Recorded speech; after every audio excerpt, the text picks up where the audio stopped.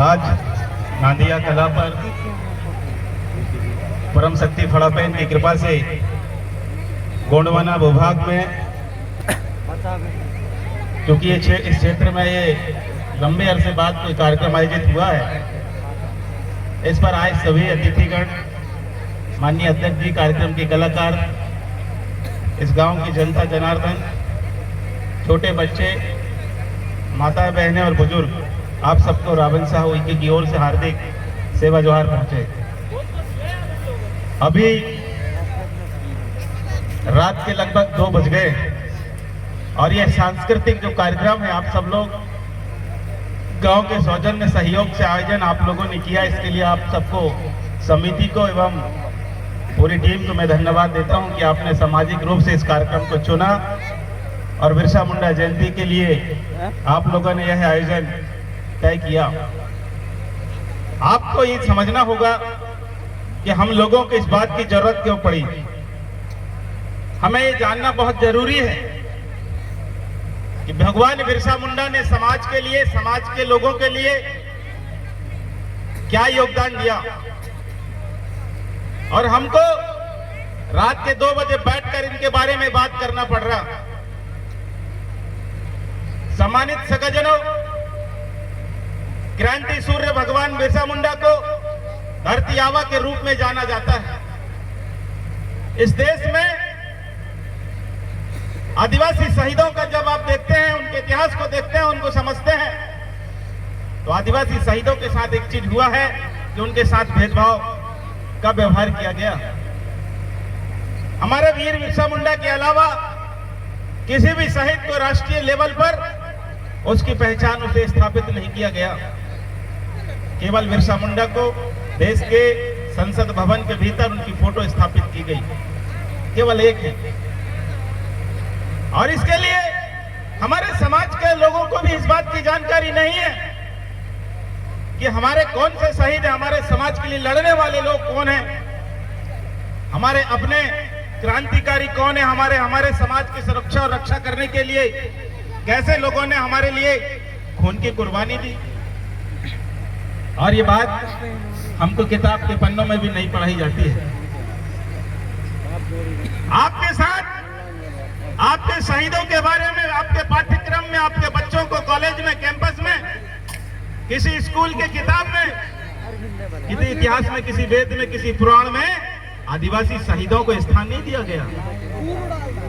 आप सोच कर देखिए कि आपके साथ में क्या हो रहा है।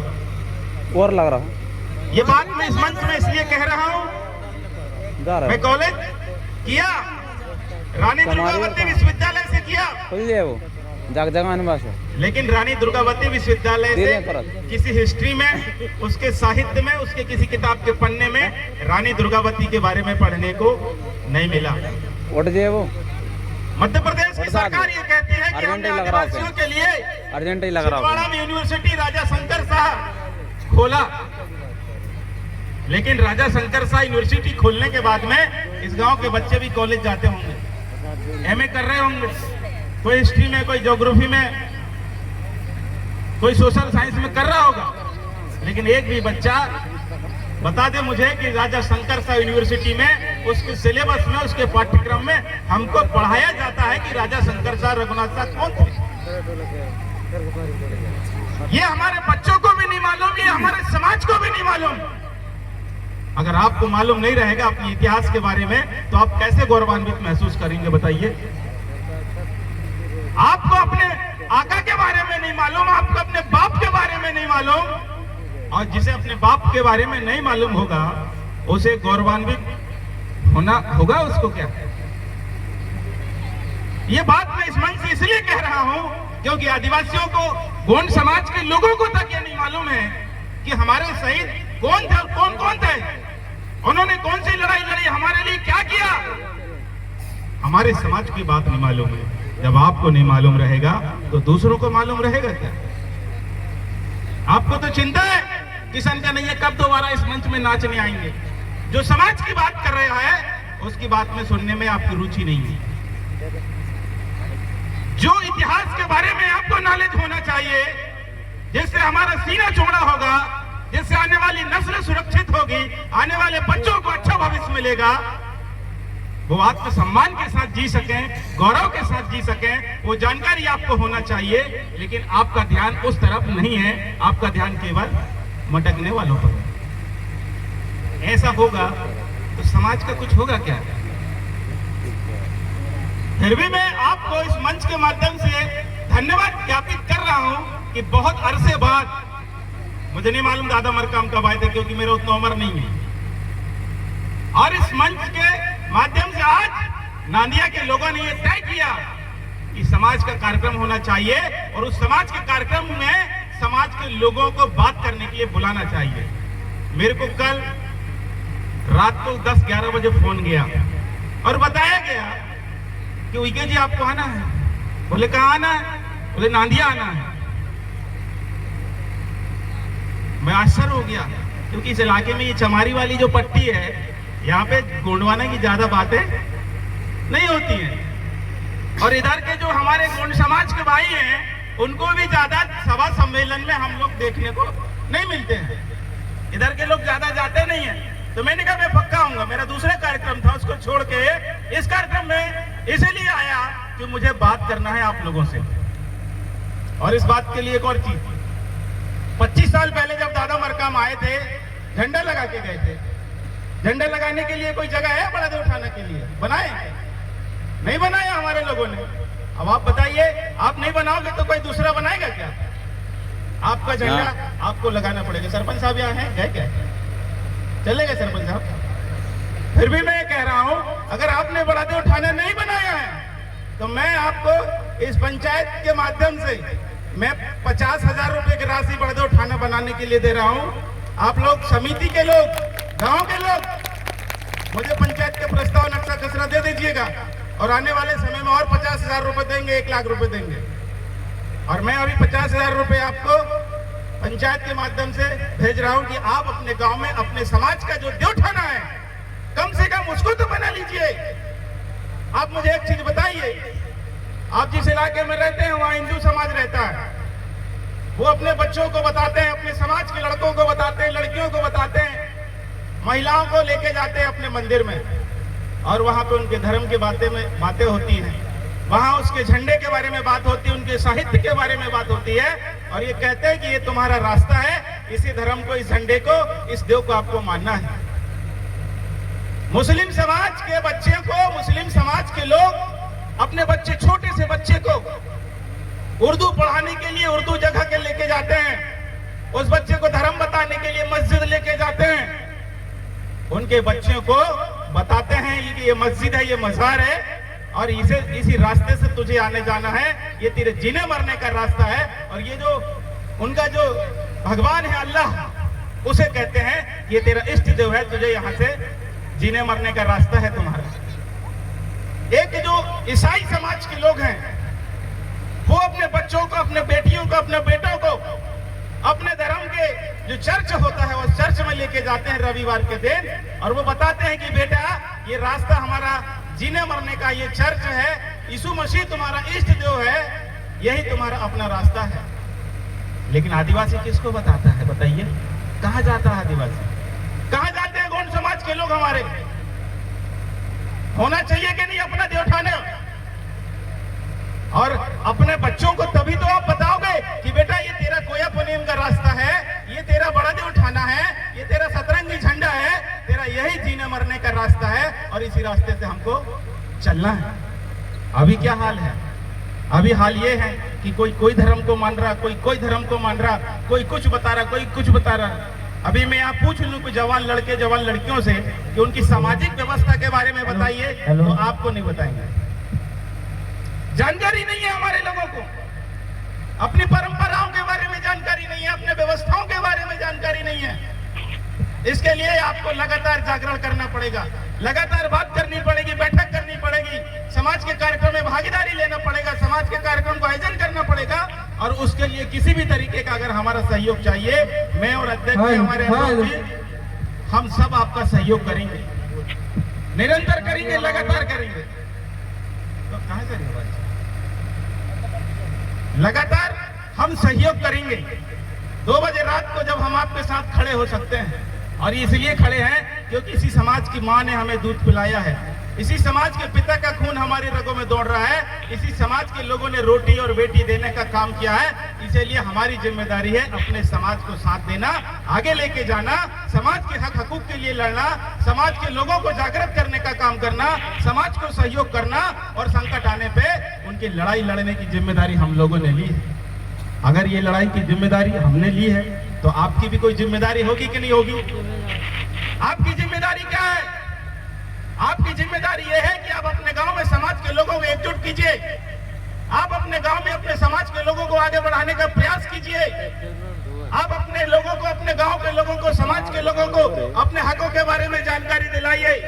जो भगवान बिरसा मुंडा ने जो लड़ाई लड़ी, जल जंगल जमीन बचाया, उन्होंने आपकी माटी और खेत और खलिहान को बचाया, उसकी सुरक्षा कैसे करना है, उसकी रक्षा कैसे करना, अपनी बहन बेटियों की इज्जत आबरू कैसे बचाना है, हमारे लोगों की जमीन को कैसे बचाना है, हमारे लोगों को आगे लेके कैसे जाना है, समाज को कैसे समृद्ध और सशक्त होना है, इसके बारे में बात करने की जिम्मेदारी आपकी है। क्योंकि हमारे पास एक बहुत बड़ा एरिया है, लगातार हम कई क्षेत्रों में जाते हैं, कई जिलों में जाते हैं, प्रदेश भर में घूमते हैं। एक समय की एक मर्यादा है, हमारा भी अपना जीवन है, उस जीवन पे हमको अपने परिवार को भी देना है, हमारे अपने खेत हैं उनको भी हमें देना है, और यही जो जिम्मेदारी हमारे समाज की भी है कि हम समाज को भी अपना वक्त देकर समाज को जागृत करने का काम कर रहे हैं।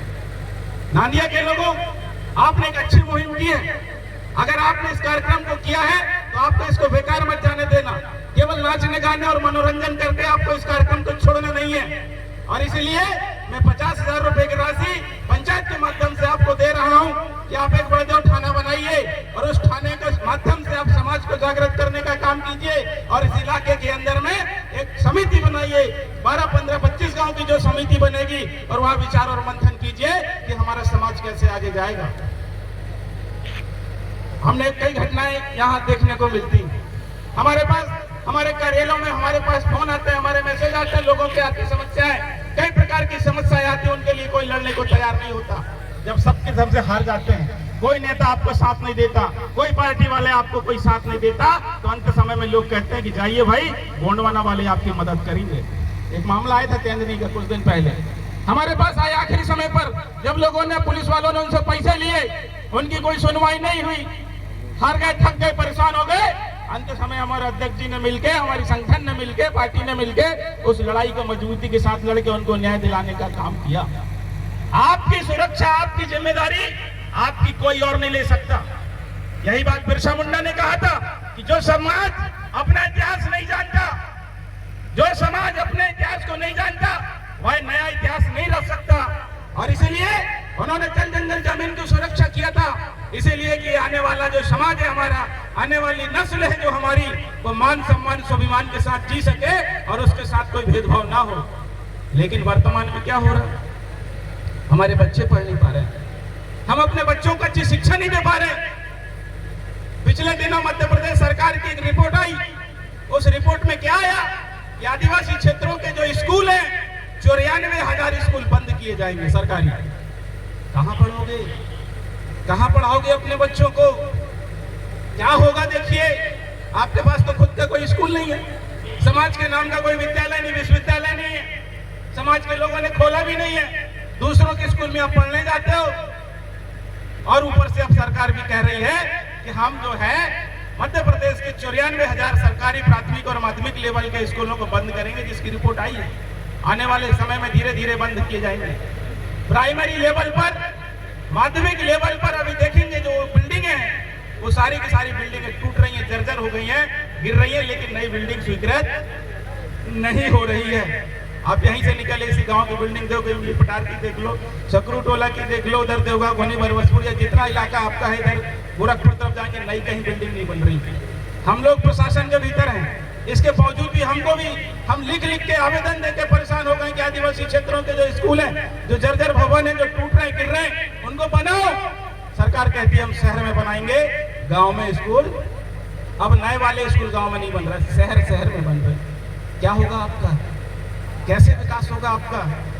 आपको तो ध्यान ही नहीं है उस तरफ। आपको तो आपस में लड़ने में मजा आता है, परिवार में लड़ने में मजा आता है, इसकी उसकी चुगली करने में मजा आता है, चुनाव में वोट बेचने में मजा आता है, दारू मुर्गा में मजा आता है। और खाली समय रहे तो मड़ई मेला दंगल घूमने में मजा आता है। हमारे लोगों को ये चिंता नहीं है कि आने वाला भविष्य का बच्चा का हमारा क्या होगा, हमारा बेटा बेटियों का क्या होगा, हमारी रक्षा सुरक्षा कैसे होगी, इसकी आपको कोई चिंता नहीं है साथी। आपको विकास आपका करना है।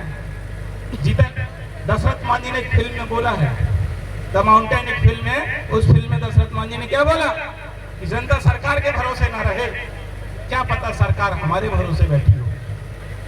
क्या बोला मध्य प्रदेश का मुख्यमंत्री ने अभी पत्र लिखता है केंद्र सरकार को, मोहन यादव लिखते हैं कि मध्य प्रदेश सरकार धान और गेहूं की खरीदी नहीं करेगी। मालूम है ये बात? मध्य प्रदेश सरकार ने केंद्रीय मंत्री को पत्र लिखा पिछले 4 दिन पीछे कि मध्य प्रदेश की जो शासन है वो गेहूं और धान नहीं खरीदेगी। मतलब सरकार को किसानों की चिंता नहीं है, और किसानों की चिंता इसलिए नहीं क्योंकि उसको आदिवासियों की भी कोई चिंता नहीं है। एक और रिपोर्ट आई, हमने उसको पढ़ा। विगत 3 साल में 1,25,000 करोड़ रुपया खर्च हुआ आदिवासियों के ऊपर। सरकार क्या बोल रही है कि 125 लाख करोड़ रुपया, तुम अनुमान नहीं लगा सकते, इतना खर्च कर दिया मध्य प्रदेश सरकार ने आदिवासियों के ऊपर। हमको 1500 की जरूरत नहीं है। हमारे बजट के ऊपर हमारे प्रत्येक परिवार को 1-1 करोड़ रुपए दिया जा सकता था, लेकिन ये जो सरकार है आपका पैसा को भी कार्यक्रम, आयोजन, सभा, सम्मेलन, मीटिंग, सिटिंग दुनिया भर के में खर्च कर रही है। इसका मतलब ये कि वो आपको ध्यान नहीं रख रही है। आप बड़ा ध्यान रखते हो सरकार का, हमारी बहनों को बड़ा सरकार का ध्यान है, बड़ी चिंता है, हमारे लोगों को भी बड़ी चिंता सरकार की। सम्मानित साथियों, आपको अपनी चिंता करना है, सरकार की चिंता करने की जरूरत नहीं है। इसलिए मैं समाज के लोगों से कहना चाहता हूं, आपको अपने रास्ते तैयार करने पड़ेंगे, आपको अपने साधन संसाधन तैयार करने पड़ेंगे, आपको अपने संगठन तैयार करना पड़ेगा, आपको अपनी ताकत तैयार करनी पड़ेगी, आपको अपनी शक्ति का निर्माण करना पड़ेगा, जहां पे आप सुरक्षित महसूस हो कर सको, जहां पे आप मान सम्मान के साथ जिंदगी जी सको, जहां आपका स्वाभिमान बढ़े, आप आने वाली जो पीढ़ी है, जो बच्चे हैं, हमारा जो भविष्य है वो सुनहरा हो, समृद्ध हो, सशक्त और मजबूत हो, ताकि ये समाज को गौरव के साथ देखा जा सके।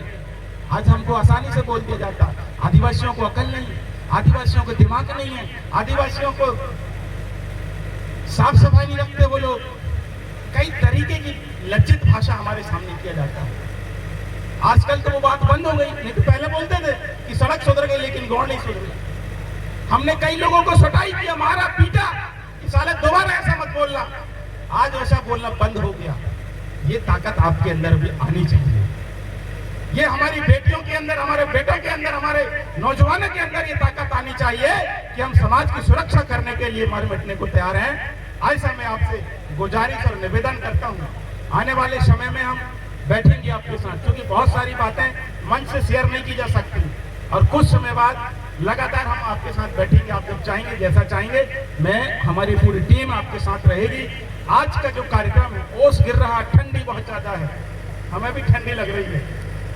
हमने कहा हम आपके साथ हैं, आप समाज के साथ रहिए, समाज को मजबूत कीजिए, एकता के साथ रहिए। इन्हीं सब निवेदन और आवेदन के साथ में जब भी आपको कोई दिक्कत परेशानी आती है, हम आपके साथ हैं। रावण साहू इके का हार्दिक सेवा जोहार।